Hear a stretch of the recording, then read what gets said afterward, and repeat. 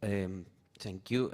Good afternoon to all present here and York. We are Moreno García and José Álamos-Gómez, and we are going to present a paper which is part of the result of a doctoral thesis called Exploring the Cognitive Nexus Between Rhythm and Bodily Movement, Perspectives of Music Educators in Primary School within the Chilean Context. The structure of this presentation is as follows. One of the challenges music teachers face in Chile today is to optimize the scarce time available for music lessons. One of the ways to achieve the purpose and attend the student learning needs could be to consider theories and research on cognitive processing. Until now, the use of this knowledge to enhance musical rhythm training in schools seems to be scarce. Background. In education, body movement has been considered one of the most effective means for the development of musical skills.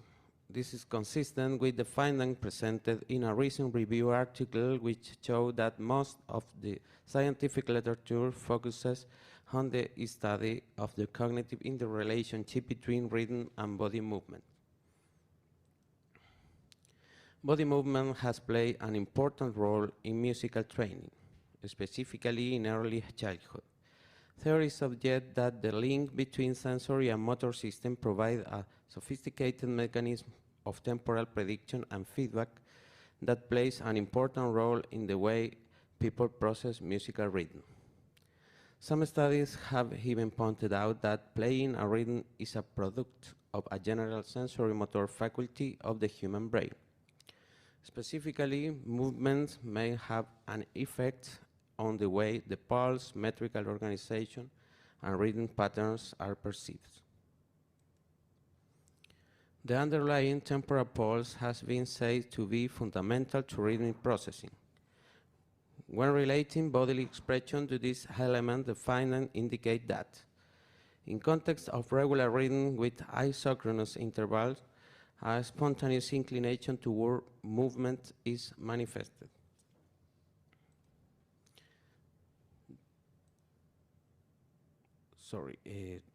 Thus, the pulse can be synchronized with a variety of movements, including those produced by the lateral part of the arms, the trunk, or the hips and lower limbs. In addition, head movement seems to be especially influenced meter perception.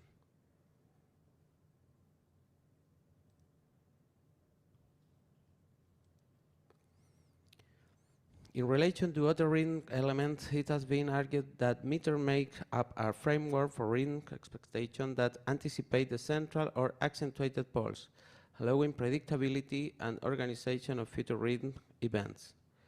This process appears to be automatic and is explained by the brain constantly making prediction by comparing accumulated prior information with the sensory stimulus it perceives from the outside.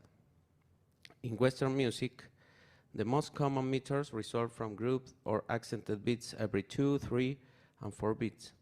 In turn, the most frequent meter seems to be 4/4.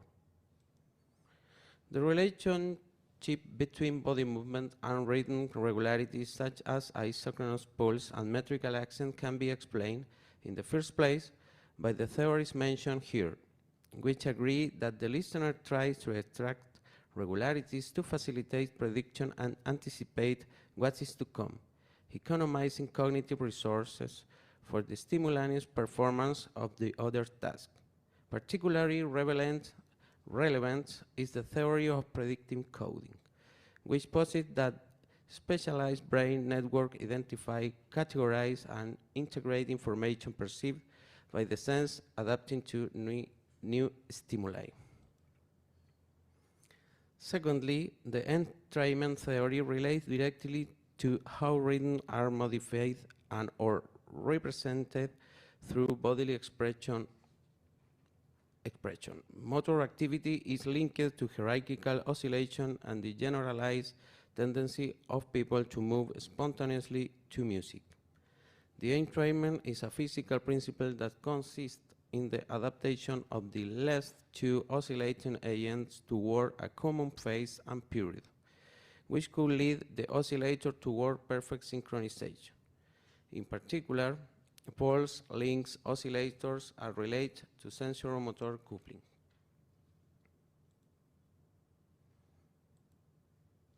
Continuing with the theoretical background, Iversen and Balasubramanian proposed that the propensity to coordinate sound and movement in a group setting is a universal phenomenon that is not conditioned by culture. This predisposition is considered a key aspect of human evolution.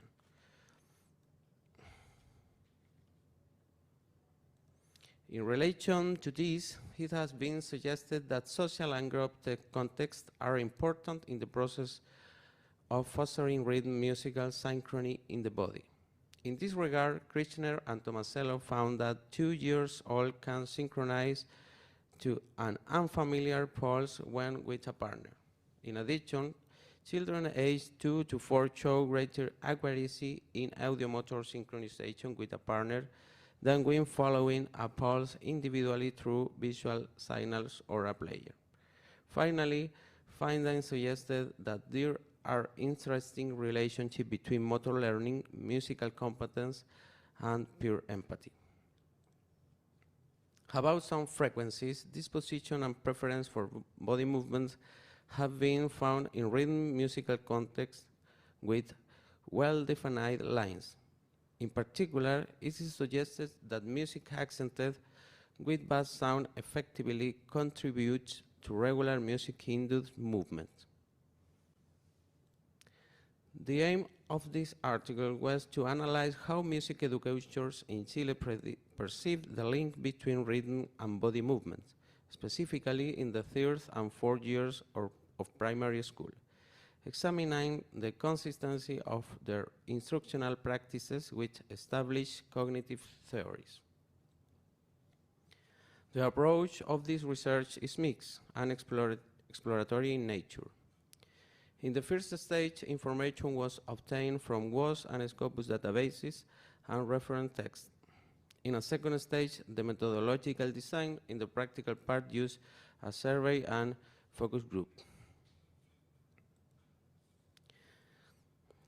This is design for this work. This is the survey design for this work. Within the questionnaire of 35 items in total, there were 11 closed questions on the rhythm movements relationship and 3 open questions related to the incorporation of musical instrument and rhythm training. The validation of the instrument was carried out by 2 Chilean academic researchers, experts in music education. The participants of the surveys were 203 male and female music educator teachers working in Chilean territory. The participating teachers were informed about the terms of the research and the right of the participants.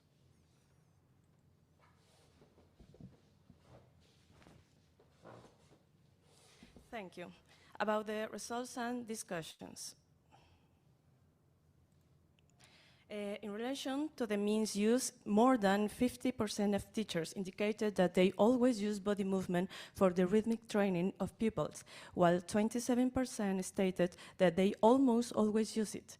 On the other hand, 50% of teachers pointed that they have always, and 32% almost always noticed a significant increase in the achievement of rhythmic learning when using these media.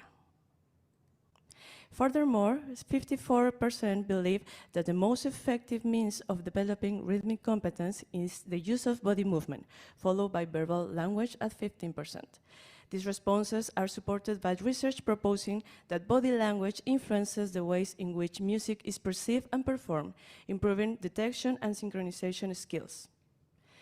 The data obtained correlate with the answers provided by teachers in the last item of the questionnaire, which asked them to point out and/or briefly describe those aspects that they consider important in the rhythmic education of pupils in the 3rd and/or 4th year of basic education. One testimony pointed out, "It is important to work on corporality in rhythmic education.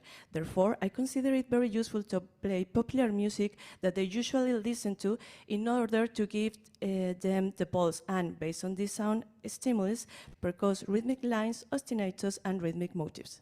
The above comments are consistent with research proposing that the way the body expresses itself may influence the perception and representation of music, which in turn may shape the perception of musical rhythm. It has also been suggested that performing physical activities may increase the ability to identify and imitate rhythms, even in highly complex rhythmic contexts. When relating specific elements of rhythm to movement, 77% of teachers indicated that they always or almost always carry out activities in which students mark the pulse and/or accents bodily. These findings are consistent with the teacher's statements in the last open-ended question of the survey. For example, I think the best thing is that the children listen to a lot of music and, together with that, they can move to the rhythm of the piece, using feet or other body strokes. And at that moment, you explain to them what the pulse of the song is, what the meter it is in, and so on. That is the whole theoretical part. The responses collected are consistent with research proposing the presence of a natural predilection towards motor expression when regular and isochronous rhythms are perceived. Similarly, benefits could be derived from these behaviors, as sustaining a uniform rhythm through bodily activity in learning situation appears to foster the development of kinesthetic synchronization abilities. It may also strengthen performance in motor responses and sensory discrimination. In particular, half of the respondents integrate activities to percuss the pulse and/or accent with their feet, and 38% do so by clapping. In addition, participants who indicated the option other showed a greater tendency to engage the body as a whole, for example, by means of rocking or a swaying movement. As previously noted, there is no concordance between these findings and studies that addresses pulse synchronization with specific body parts. When comparing this data with the participants' responses, the difficulty of relating specific body movements to rhythmic elements of music becomes apparent. However, teachers' practices seems to be well targeted, as there is evidence pointing to remarkable feedback between motor activity, isochrony, and regularity of accents. It should be noted that, in general, participants made no reference to the head, even though this appears to be a primary factor in metrical perception. 19% of teachers always or almost always implement activities in which students perform rhythmic phrases by clapping their hands. In addition, 84% always or almost always implement activities in which students perform rhythmic phrases using other parts of the bodies, in addition to clapping. In line with this, one participant mentioned teaching rhythmic exercises through play and body movement. This evidence confirms the importance that teachers attach to the link between body expression and rhythm. Findings from previous studies indicate that the basal ganglia seems to be activated more strongly to simple rhythms during body movement, identified that a salient rhythm often promotes predominantly stable and regular motor actions. In this sense, the incorporation of rhythmic patterns that facilitate activities is suggested, especially in primary education. In sum, the relationship between motor expression and rhythmic sequences is an ideal practice, since it has been pointed out that certain physical actions have an impact on the ability to perceive and transcribe temporal patterns. More than half of the respondents favor the use of 4/4 in rhythmic expression abilities. This is in line with its widespread use in Western cultures. In addition, 29% indicated that they use interchangeably all types of time signatures suggested in the questionnaire.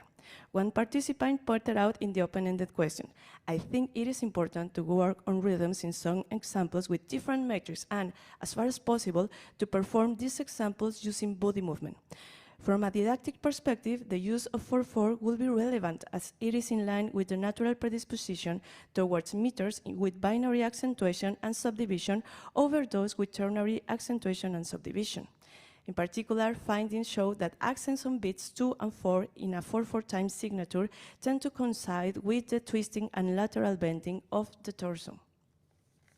Regarding group body work, 74% of respondents always or almost always perform group activities that incorporate movement.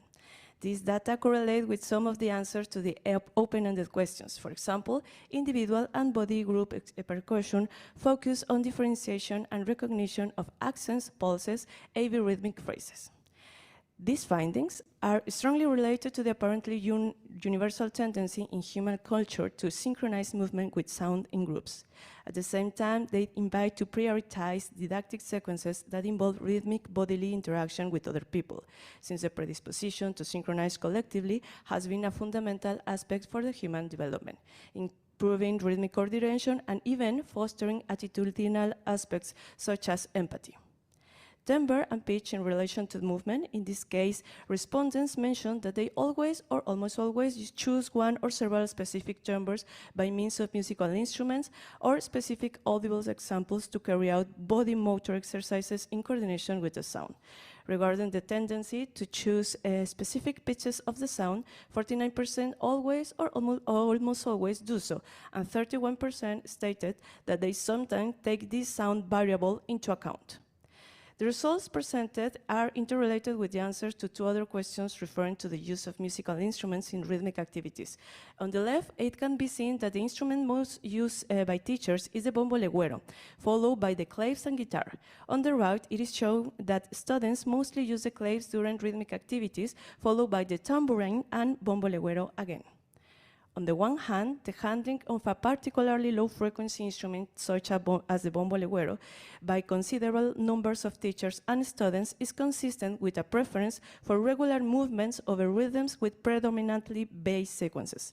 On the other hand, teachers use claves to indicate bass beats during the course of rhythmic exercises, which adds high frequencies. Furthermore, in the planning of motor activities, a correlationship can be found between the actions intended to be developed by certain sections of the body and the instruments involved in the music played. In particular, in the selection of musical instruments, the contribution of Levitin et al. Should be taken into account, who point out that head movements coincide more precisely with low-pitched sounds, while high-pitched sounds cause hand movements to be better synchronized. In addition, motor activity may be affected by certain timbre-related features as observed by Burger et al. In sum, certain musical instruments could be selected according to the part of the body that is used during rhythmic activity. Finally, the conclusions. Teachers surveyed in this research consider the motor aspect to be essential for developing rhythmic competences in musical practice. As for rhythmic patterns and sequences, teachers use body percussion, especially clapping, and promote group dynamics that use the body as a didactic resource. These practices coincide with previous research supporting the cognitive connection between musical rhythm and body expression. It is observed that a pulse with marked low frequencies triggers a greater motor response. This is reflected in the use of bombo legüero, a low-frequency instrument which facilitates motor synchronization. In didactic context, it is suggested to use musical pieces with bass phrases and marked accents to favor a consistent motor response.